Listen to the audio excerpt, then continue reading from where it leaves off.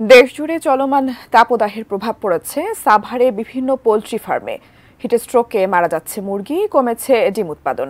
কোনো চেষ্টাই কাজে আসছে না। সাভারের পৌর এলাকার দিগন্তে এগ্রো থেকে বিস্তারিত জানিয়েছেন সহকর্মী জাহিদ হাসান শাকিল।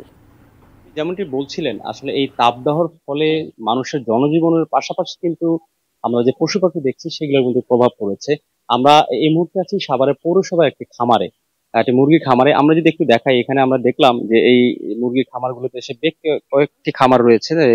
যে খামারি আছেন তার আমরা কথা বললাম এর মধ্যেই তার সাথে, যে এই গরমের ফলে কিন্তু অনেক মুরগি মারা যাচ্ছে। একটু কথা বলবো এখানে খামারের সাথে, যিনি আছেন শফিকুল ইসলাম শফিক, তার এই খামারের সাথে একটু। আপনাদের এই যে এই গরমের ফলে আসলে এই খামারের কি কোনো বিশাল ক্ষতি, বিশাল ক্ষতি।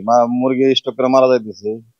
যে মুরগি খাদ্য কম খায়, তারপরে কারেন্ট থাকে না ঠিক মতো। জেনারেটর ব্যবস্থা করতে খরচ বেশি, অনেক বাড়তি খরচ।